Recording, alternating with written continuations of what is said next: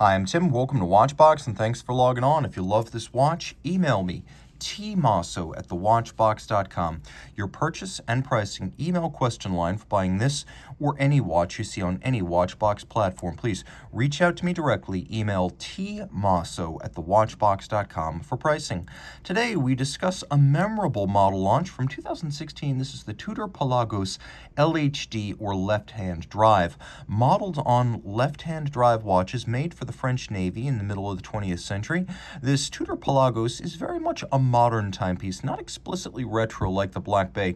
This one has a more contemporary appearance and relatively higher thresholds and tech specs as a dive watch. So in grade 2 titanium, it's 42 millimeters in diameter, 14.3 millimeters thick, 50.2 millimeters from lug tip to lug tip, and has a 22 millimeter spacing between the lugs. The watch is on a bracelet. It does come with a accessory rubber strap as a factory accessory in the boxed set. Throwing it on my 16 centimeter circumference wrist, you could see that the watch wears quite well. It's comfortable and it's fairly broad, but being light, this is a watch I could comfortably and happily wear. You can also see that it's probably suitable for wrists no smaller than 15 centimeters circumference because it is broad, but taking a look, it's not as thick as you might think. It is a very light and well-balanced watch with a bracelet and a clasp that augurs well for the stability of the watch if you wear it loosely. Sometimes a watch that's top-heavy will tumble around. This one actually has a nice bracelet to brace against any kind of movement if you wear it a little bit loose. Taking a look at the bracelet itself, it's a 3-link design in titanium with removable links fixed by screws and a fantastic diving clasp. Now it's simple in that it's a single fold clamshell lock. Note the Tudor shield built into the clamshell. The watch includes a clever clasp. Note the use of ceramic pin snaps too to maintain the tolerances of that clamshell closure. There are actually 3 points where you can anchor the bracelet if you want to do a little bit of incremental adjusting. Then you can put it into a mode such that it will essentially act as an elastic expander. So you can use it to elastically change its size as your wrist expands or contracts as you're active, inactive, or even involved in depth diving. Now there's also a fold-out dive extension. You can see that too has a ceramic pin snap to maintain tight tolerances. So you wind up with quite a bit of incremental adjustment. The increments, the elastic zone, and then the fold-out. Everything here is satin finished. You can see we have vintage-inspired pointy crown guards, Tudor Shield logo on the crown, Tudor Shield logo on the dial. Of course, the watch includes a micro knurled bezel. And you can see it's a 60 turn bezel, so 60 clicks.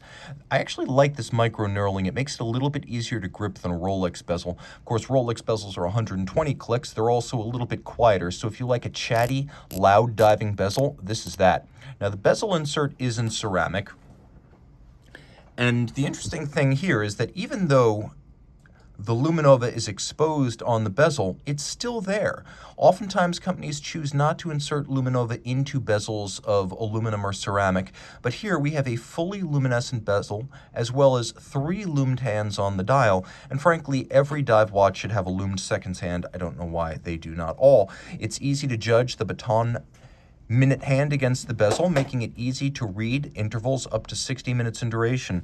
Now the dial is matte black, and you can see it uses a sort of ecru light fauxtina. It's not cloyingly dark. It's there, but it's a handsome complementary color, and critically, Tudor uses it consistently for the printing of the dial, the indices, as well as the hands. We have that snowflake style motif for the hands, a nod to the Tudor Submariners of the late 60s through mid-70s, and the watch includes a matching slightly off-white ecru date disc, so printing, hands, indices, and date disc. Now what's interesting about this date disc is that it is a roulette, and it's an inverse roulette, because normally these things are odds red and evens black, but here we have evens red and odds black. There is a quick set system, and as you can see, there is also a hacking or stop seconds function for the movements. You can set the watch precisely against a reference time.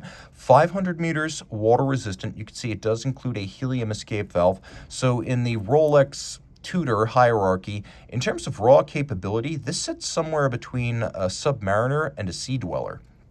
On the reverse side, some more Marine Nationale or French Navy inspired elements on this loosely military-inspired timepiece, we have an individual edition number, and that is, of course, an edition number for the left-hand drive. Each one is individually numbered.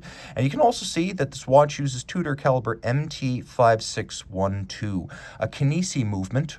It is an automatic winder with hacking seconds, a quick set date, a 4 Hz beat rate, 26 joules, a 70-hour power reserve, and a chronometer certification.